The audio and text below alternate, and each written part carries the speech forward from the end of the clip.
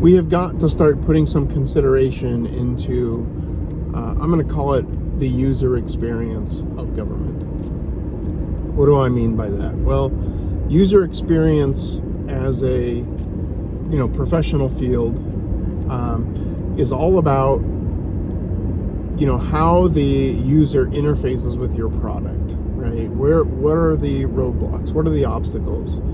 One of the famous books that's kind of foundational in that whole field it's called Don't Make Me Think, and that really kind of says it all.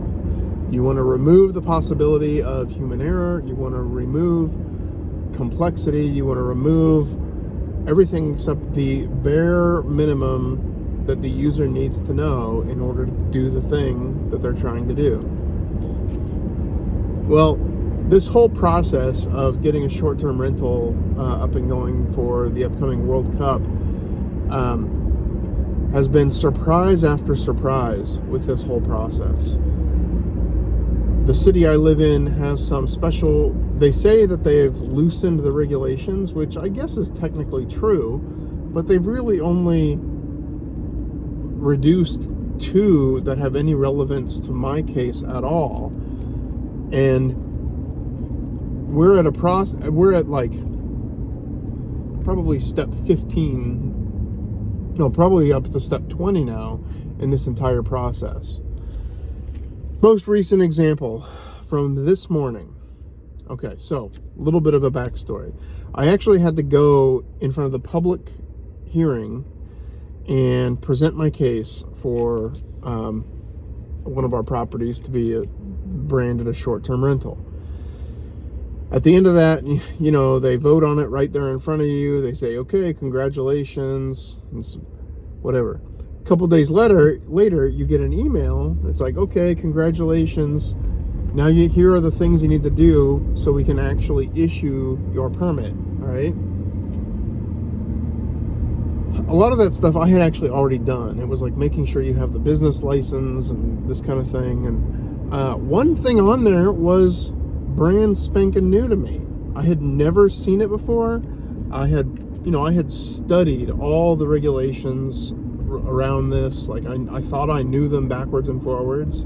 I had already gone through one inspection called the rental ready inspection that any kind of landlord has to do. And this was a fire and life safety inspection specifically for short-term rentals. Some of them had to do with, it's things like posting an evacuation plan and all these kinds of things. And so that alone is kind of iffy from a user experience perspective, because if you had a 1-bedroom little studio apartment or something that you were listing for a short-term rental, it's kind of absurd actually to have that. But anyway, that's neither here nor there. The thing that has me up in arms today is we failed our inspection for, step back again. So they send you the list of things to do after the City Planning Commission accepts or approves your application.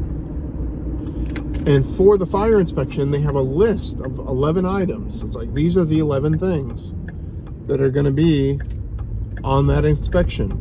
I think that the literal exact words is something like, please have these things completed before the inspection.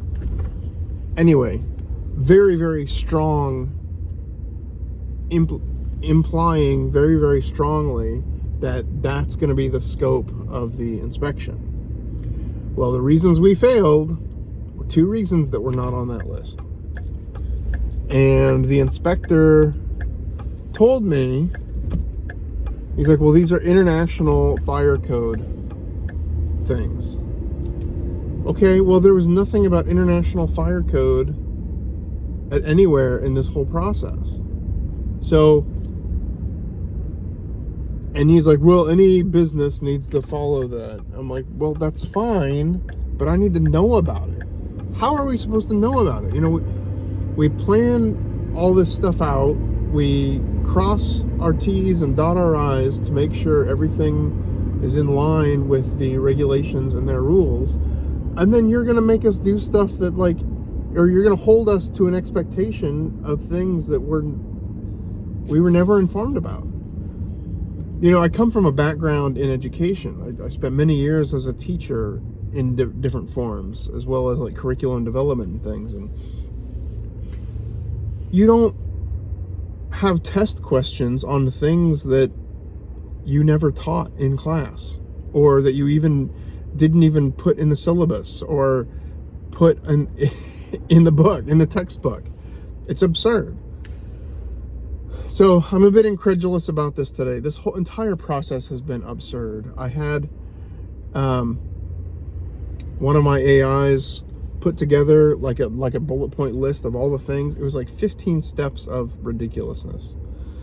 And I don't know, I'm really not happy about it. But at the same time, I don't want to complain too loudly because I need to get through this process, and quickly.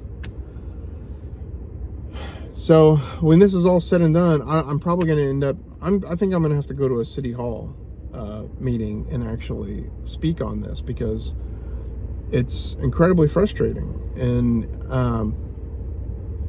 it's certainly not business friendly. It's certainly not.